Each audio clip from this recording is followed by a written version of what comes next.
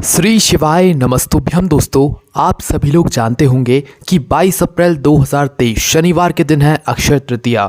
दोस्तों, ये दिन बहुत ही ज़्यादा विशेष और महत्वपूर्ण होता है। वैशाख महीने में यह अक्षय तृतीया का दिन आता है। साथ ही में दोस्तों 24 अप्रैल 2023 को है सोमवार का दिन। यह सोमवार का दिन इसीलिए खास है क्योंकि ये वैशाख महीने का सोमवार है। और अक्षय तृतीया और इस वैशाख महीने के सोमवार के आज की इस वीडियो में हम आपको कुछ ऐसे विशेष और नए उपाय बताने वाले हैं जिन उपायों को अगर आप लोग कर लेते हैं तो आपके जीवन में आ रही दुख और समस्याएं तो दूर होंगी ही। साथ ही में अगर आपके मन में कोई विशेष मनोकामना है जिसके लिए आपने व्रत उपाय सब करके देख लिए पर जब भी आपकी वह मनोकामना नहीं पूर्ण हो रही है तो आप इन 2 विशेष दिनों पर यह उपाय करके देखें। निश्चित ही आपकी जो भी जीवन में दुख और समस्या चल रही होगी वो दूर हो जाएगी, साथ ही में आपकी मनोकामना भी पूर्ण होगी। सबसे पहले दोस्तों हम बात करते हैं 22 अप्रैल की शनिवार के दिन की, जिस दिन है अक्षय तृतीया। दोस्तों, अक्षय तृतीया नाम से ही समझ आता है कि ये आपको अक्षय प्रदान करता है, मतलब कि आपको वो सब देता है जिसकी आप कल्पना करते हैं, जो कि आप सोचते हैं कि आपको ये सब चाहिए। तो दोस्तों, अक्षय तृतीया का दिन ऐसा दिन होता है जिस दिन आपको कोई भी शुभ मुहूर्त देखने की ज़रूरत नहीं होती है। अगर आप चाह रहे हैं कि भाई इस दिन आपको कोई नया काम शुरू करना है तो आपको किसी पंडित जी से किसी से पूछने की ज़रूरत नहीं है कि भाई कौन सा इस दिन शुभ मुहूर्त रहेगा। अक्षय तृतीया के 24 घंटे पूरे शुभ ही शुभ होते हैं और इस दिन किया गया कोई भी कार्य कभी भी नीचे नहीं जाता है, वो हमेशा उन्नति की ओर अग्रसर ही होता रहता है। अक्षय तृतीया के दिन कोई भी नई चीज़ खरीदने का विशेष महत्व होता है। जो भी चीज़ आप इस दिन खरीदते हैं वो कभी आपकी नीचे नहीं जाती है, वो हमेशा ऊपर ही चढ़ती जाती है। जैसे कि आपने सोना या चांदी खरीदा तो वह सोना चांदी आपको आगे भी, मतलब आपका सोना चांदी बढ़ाता रहेगा, वो कभी आपके सोने चांदी को, आपके धन को कम नहीं करेगा। तो इसलिए अक्षय तृतीया का दिन बहुत ही शुभ दिन होता है और इस दिन जिस काम की आप शुरुआत करते हैं, जो भी नई चीज़ आप खरीदते हैं वो आपके लिए हमेशा फलदायी होती है। साथ ही में दोस्तों अक्षय तृतीया के दिन यहाँ पर दान का भी विशेष महत्व होता है। आप किसी भी प्रकार का दान इस दिन करेंगे अक्षय तृतीया के दिन तो आपको इसका विशेष फल यहाँ पर देखने के लिए मिलेगा। उसके बाद में दोस्तों अक्षय तृतीया के दिन सत्तू का भी एक विशेष महत्व होता है। अक्षय तृतीया के दिन आप कुछ ज़्यादा दान ना कर पाए हों तो अक्षय तृतीया के दिन आपको सत्तू का दान ज़रूर करना चाहिए। सत्तू बनाने की विधि आप इंटरनेट से देख सकते हैं, वहाँ से देखकर सत्तू अपने घर पर बनाइए, या तो बना बनाया पिसा हुआ लाइए, आपको मार्केट में बाज़ार में मिल जाएगा। सत्तू लेकर आइए और उस सत्तू का दान कीजिए। सत्तू का दान नहीं कर सकते भाई तो अपने घर में ही उस सत्तू को अक्षय तृतीया के दिन विशेष रूप से बनाएं और अपने घर के सभी सदस्यों को खिलाने से पहले भगवान जी को भोग लगाएं। भगवान शिव जी को या आप भोग लगा सकते हैं, लड्डू गोपाल को भी आप भोग लगा सकते हैं। भोग लगाने के बाद अगर आप दान करना चाहें तो दान करने के बाद फिर उसके बाद आप इस सत्तू को जो है अपने घर के सभी सदस्यों में दीजिए। सत्तू खाने का इस दिन विशेष महत्व होता है और भगवान की कृपा भी आप पर होती है। ठीक है, तो दोस्तों ज़रूर करके देखिएगा, ये काम आपको निश्चित ही विशेष फल की प्राप्ति होगी। यह अक्षय तृतीया के दिन बार बार नहीं आता है, साल में एक बार आता है, वो भी इस वैशाख के महीने में, जो कि है कब 22 अप्रैल को शनिवार के दिन। तो यह मौका बिल्कुल अपने हाथ से मत जाने दीजिएगा। चलिए दोस्तों, अब हम बात करते हैं अगले उपाय के बारे में जो कि आपको अक्षय तृतीया के दिन ही करना है। दोस्तों, अक्षय तृतीया के दिन आपको क्या करना है कि भगवान भोलेनाथ के मंदिर जाकर भगवान भोलेनाथ के मंदिर की साफ सफाई करना है। ठीक है, यह काम आप रोज़ नहीं करते हैं, बहुत सारे लोग नहीं करते हैं, पर अक्षय तृतीया के दिन अगर आप लोग मंदिर की जाकर साफ सफाई करेंगे, भगवान भोलेनाथ के मंदिर जाकर शिव जी पर जल चढ़ाकर बेलपत्र फूल चढ़ा, मतलब साफ सफाई करने के बाद आप अगर ऐसा काम करते हैं तो भगवान शिव आपसे बहुत प्रसन्न होंगे। पहले जाकर साफ सफाई कर दीजिए, फिर भगवान शिव जी पर जल चढ़ा दीजिए, बेलपत्र फूल वगैरह चढ़ाकर भगवान शिव जी की चौखट पर आकर 2 मिनट बैठिए। निश्चित ही आपको विशेष फल की यहाँ पर प्राप्ति होगी। आपको भगवान शिव जी से कुछ बोलने की जरूरत नहीं पड़ेगी, बिना मांगे ही भगवान शिव आपको बहुत कुछ प्रदान कर देंगे। करके ज़रूर देखिए, आपको खुद यहाँ पर फल की प्राप्ति होगी। चलिए दोस्तों, अब हम बात करते हैं अगले उपाय के बारे में। तो दोस्तों, इस दिन आप लोगों को शाम के समय पीपल के वृक्ष के नीचे एक दीपक लगाकर ज़रूर आना है, क्योंकि दोस्तों शनिवार के दिन इस अक्षय तृतीया के दिन शाम के समय क्या होता है कि पीपल के वृक्ष के नीचे यहाँ पर लक्ष्मी जी का वास रहता है, साथ ही में नारायण भी लक्ष्मी जी के साथ रहते हैं। तो दोस्तों, अगर इस दिन आप लोग पीपल के वृक्ष के नीचे एक दीपक लगाकर आते हैं तो निश्चित ही माता लक्ष्मी आपसे प्रसन्न होती हैं और वो आपके साथ में आपके घर तक आती हैं और आपके घर में जो भी धन की समस्या होती है वो धीरे धीरे करके दूर हो जाती है। तो दोस्तों, ये कुछ अक्षय तृतीया के विशेष उपाय थे, इनको आप करके देखिए और इस दिन आप कोई भी उपाय करेंगे, कोई भी व्रत करेंगे, आपको विशेष फल की यहाँ पर प्राप्ति होगी। ये बात आप पहले ही समझ लीजिए, है ना। चलिए दोस्तों, अब हम आपको बताते हैं कि जो 24 अप्रैल है वैशाख महीने में पड़ने वाला ये जो सोमवार है, अप्रैल महीने का सोमवार, इस दिन आप लोग कौन से उपाय करेंगे और क्या आपको विशेष फल की इस दिन प्राप्ति होगी। तो दोस्तों, आप सभी लोग जानते हैं कि वैशाख महीने का सोमवार है तो भाई विशेष फल यहाँ पर आप लोगों को मिलने वाला है।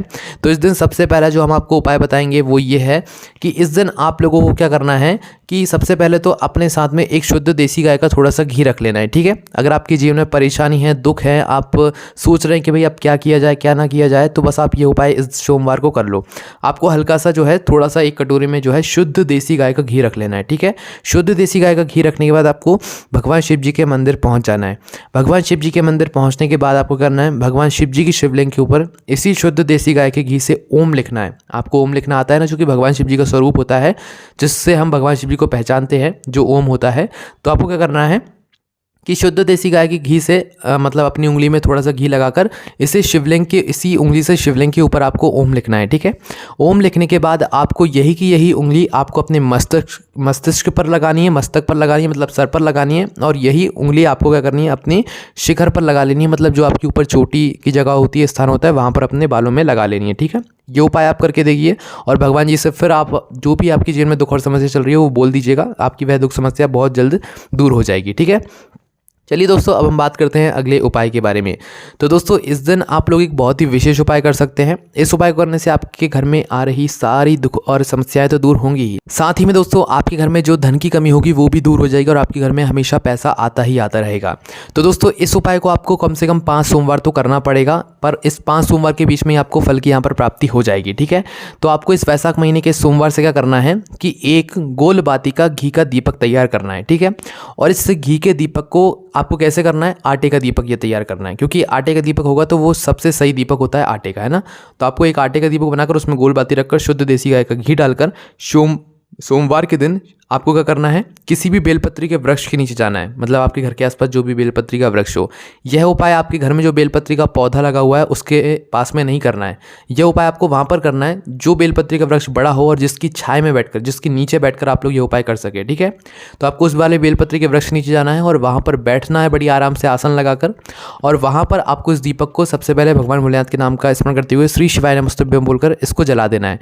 जलाने के बाद दोस्तों वहीं बेलपत्री के वृक्ष के नीचे जो भी मिट्टी हो, भले ही एक कंकड़ ही क्यों ना हो, आपको वो लेकर आना है, ठीक है। हल्की सी मिट्टी या एक कंकड़ जो आप लेकर आ सको वो आपको लेकर आना है, हल्की सी चीज़, ठीक है। तो आप ये लाकर अपने घर में सुरक्षित स्थान पर रख दीजिए। अपने घर की जो आंगन में मिट्टी होगी, गमले में जो मिट्टी होगी, आपको वहाँ पर लाकर इस मिट्टी को डाल देना है, ठीक है। यही क्रिया आपको 5 सोमवार तक करनी है, मतलब 5 सोमवार को आपको बेलपत्री के वृक्ष नीचे जाना है और एक घी का दीपक लगाना है और वहीं की थोड़ी सी मिट्टी उठाकर अपने घर में लाकर रख देना है, ठीक है। किसी भी शुद्ध स्थान पर आप इस मिट्टी को रख सकते हैं, अपने घर के आंगन में डाल सकते हैं, गमलों में डाल सकते हैं।